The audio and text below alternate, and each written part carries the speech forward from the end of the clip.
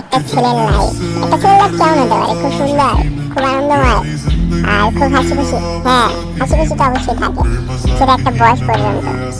সেটা ততক্ষণ পর্যন্ত যতক্ষণ তুমি এই দুনিয়াটাকে না বুঝবে, দুনিয়ার থেকে অবুঝ হয়ে থাকবা, ততদিন পর্যন্ত তুমি খুশি থাকতে পারবে একটা ছেলে হিসাবে।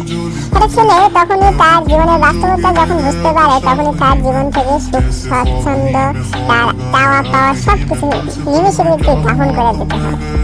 এটাই বাস্তবতা। এখন কেউ ভাববা যে আমি এগুলো কেন বলতেছি আর আজকে কেন এইরকম ভিডিওটা কেন আপলোড দিলাম, আমি এটার পিছনে একটা কারণ আছে, কারণটা আমি বলতে চাই না। কিন্তু আমি এই কথাগুলা কোথায় বলবো বা কার সাথে বলবো এরকম কাউকে পাচ্ছিলাম না, এই জন্য ভাবলাম যে আমার অডিয়েন্স যারা আছে বা আমার ভালোবাসার ভাই ব্রাদার তোমরা যারা আছে তোমাদের সাথে শেয়ার করি। তো আমরা মেইন টপিকে চলে যাই। তো কথা হলো, একটা ছেলে কতদিন সুখী শান্তিতে বাঁচে আর কতদিন সে নিজের জন্য বাঁচে আর কতদিন সে সত্যিকারই বাঁচে। তো গাইস, কথা হলে একটা মানুষের গড় আয়ু কত? এখন বর্তমানে আমাদের বাংলাদেশের অনুপাত অনুযায়ী একটা মানুষ 73 থেকে 72 বছর পর্যন্ত বাঁচে, তাই না?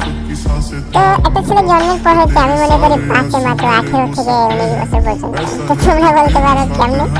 তো গাইস, তুমি জন্ম হয়ে নিলা, তোমার বয়স শুরু হয়ে গেল। তো তোমার বয়সের পরে তুমি 5 থেকে 6 মানে 5 থেকে 6 বছর যখন তোমার বয়স হবে, তখন তুমি প্রাইমারি টু ভর্তি হবা। বাস এই লাইফটা তোমার ভালোভাবেই খুশি মানে খুশিলি কেটে যাবে। মানে যত তুমি গরিব হও আর বড় লোক হও, মানে এটা তুমি খুব ইজিলি কাটাই নিয়ে যাবা, কারণ তোমার ফ্যামিলির থেকে সাপোর্ট তুমি পাবা বা তোমার বাপ মাই যত কষ্ট হোক না কেন তোমার মানে কষ্টটা বুঝতে দেবে না। তো তুমি পড়ালেখা যখন শুরু করবা 5 পর্যন্ত তোমার কষ্টটা অতটা ফিল হবে না। তো 5 থেকে তুমি যখন হাই স্কুলে উঠবা, তখন তুমি একটু একটু বুঝতে শুরু করবা। কিন্তু তখন তোমার আবার উঠতে বয়স, তুমি আবার একটু বন্ধু বান্ধব নিয়ে আড্ডা দেবা, তখন বুঝাও না বোঝার ভাঙ দেবা। এটাই বাস্তব ভাই। তো পাশাপাশি যদি আমরা একটা চিন্তা করি মেয়ে, তো মেয়েদেরও কিন্তু এই 5 পর্যন্ত সেমই কাহিনী চলে, সেম ভাবে মানে ছেলে মেয়ে সমান ভাবে অধিকার পায়।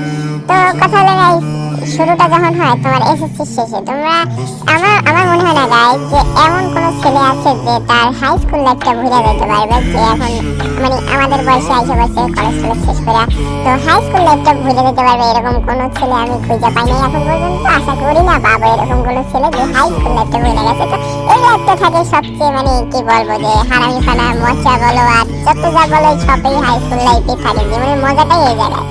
তো গাইস, হাই স্কুল লাইফ নিয়ে আজকে আর কথা না, আজকে মেইন টপিকে চলে যাই যে ছেলেদের জীবন। তো তোমরা স্কুল শেষ করলে, তারপরে কলেজে ভর্তি হলে, তোমরা তখন বুঝতে পারবা যে বাস্তবতা কাহারে বলে। তো কলেজে ভর্তি হওয়ার পরে তোমার মাথায় হালকা হালকা করে চলে আসবে ফ্যামিলির টেনশন, তোমার বাপ তখন একটু দুর্বল হয়ে যাবে বাবা। আর যদি তোমার কপাল গুনে যদি মানে ফাদার সাপোর্ট সেরকম না থাকে, তাহলে তো তোমার মতো দুর্ভাগ্যবান আর কেউ নেই পৃথিবীতে। তো তারপরে একটা জিনিস থাকে গাইস যে তোমরা তারপরেও কিছুটা দিন তুমি তোমার মতো করে বাঁচতে পারবা, কিন্তু যখন তুমি একবার ফ্যামিলির পুরো সাপোর্টটা নিজের কাঁধে নিয়ে নেবা গাইস, তখন তুমি বাঁচো বড় কি করো এটা কাউকে বুঝতেই দেওয়া যাবে না গাইস।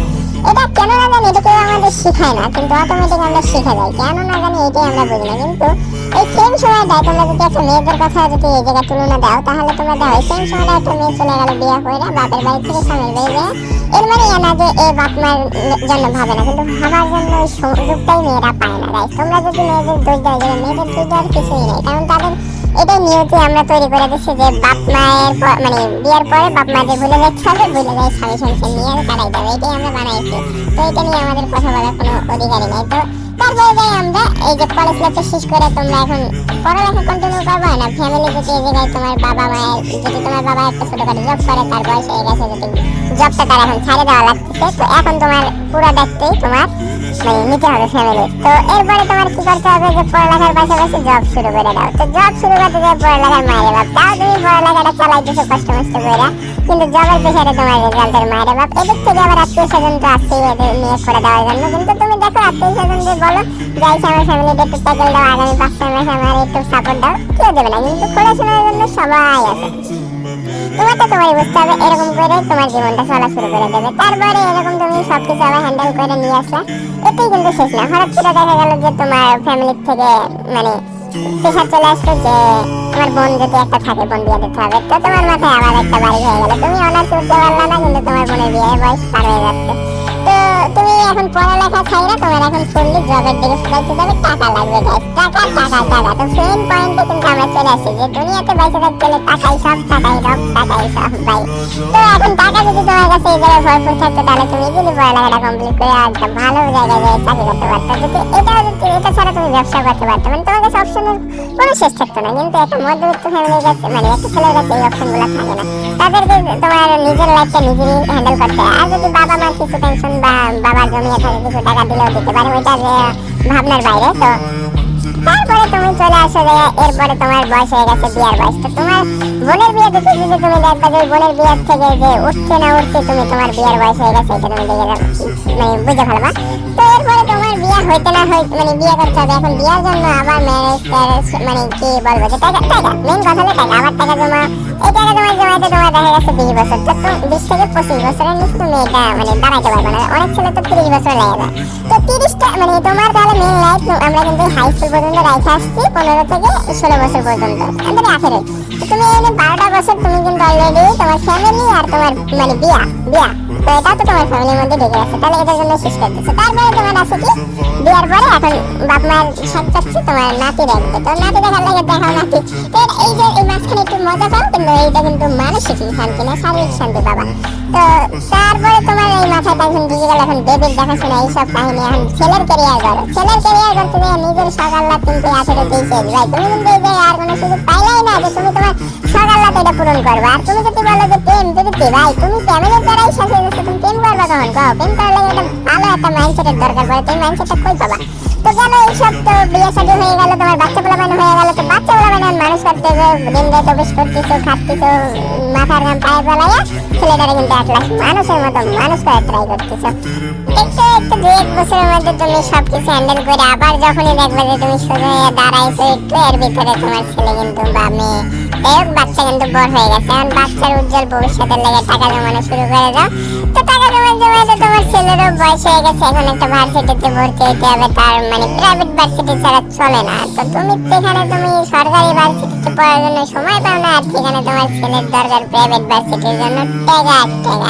তো এই টাকাও তুমি দিয়ে দিলে, ছেলে প্রাইভেট ভার্সিটিতে পড়ে হয়ে গেল, এখন চাকরির লেগে আবারও টাকা, এই টাকাও তোমার আগে থেকে ম্যানেজ করে রেখে দিতে হবে। তো তোমার টাকা ম্যানেজ করতে করতে কিন্তু আরো 10 থেকে 15 বছর চলে যাবে। তো তোমার বয়স হয়ে দাঁড়াইলো 50-এ। তো 50 বছরে দাঁড়ানোর পরে এখন তুমি তোমার ছেলে বিয়ে করানোর জন্য পাত্রী খুঁজতেছো। ছেলের বিয়ের খরচও কিন্তু তোমারই টানতে হবে গাইস, কারণ এখন যেরকম মানে তুমি যদি ভাবো যে তোমার মানে বিয়ের খরচ তুমি উঠাইছো, তোমার বোনের বিয়ের খরচ তুমি উঠাইছো, তোমার ছেলেও এটা করবে, সেটা কিন্তু তুমি ভুলে রাখতে আছে। তো যাই হোক তোমার ছেলেও তুমি বিয়ে করাই দিলা, ছেলে বিয়ে করার পরে তার ব্যবসা বাণিজ্য তোমার যা আসলে সব ছেলেকে বুঝাই দিলা।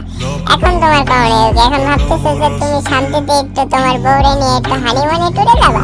না রে গাইস, এত সুখ কই তোমার ধরে ধরে তোমার ছেলে একটা হাতে লাঠি সঙ্গে একটা বাজারে ব্যাগ দাও, প্রতিদিন বাজার করা, তেল আনা, দুধ আনা, এটা ওটা, এটা তোমার এখন মানে কাজ।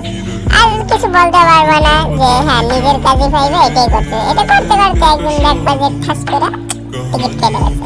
তো এই হলো আমাদের ছেলেদের জীবন। তো এইগুলো আমি কারে বলবো ভাবতে বাইরে পাচ্ছিলাম না। তো এই জন্য তোমাদেরই পাইলাম। তো তোমাদের সাথে আজকে আমি এই কথাগুলো শেয়ার করলাম। আর তোমরা কি মানে তোমাদের কি মনে হলো আমি কি একটু বানাই বলছি নাকি, আর এটা রিয়েলিটি কি না সেটা অবশ্যই কমেন্টে বলে দাও। আর ভিডিওটা তোমাদের কাছে কেমন লাগছে সেটা অবশ্যই কমেন্টে বলে দাও। ফানি ভিডিও আবার নেক্সট দেখতে পাবো, মাঝখানে একটু শেয়ার হওয়ার দরকার আছে, কি বলো গাইস? আমি মনে করি দরকার আছে। তো সেটা অবশ্যই কিন্তু কমেন্টে বলে দাও। আর কি কি মিস করলাম সেটাও কিন্তু বলে যাবা। তো সবাই ভালো থেকো, টাটা বাই বাই। আর হ্যাঁ একটা কথাই বলবো, নিজের জন্য বাঁচো, কারণ মরে গেলে কিছু নেই।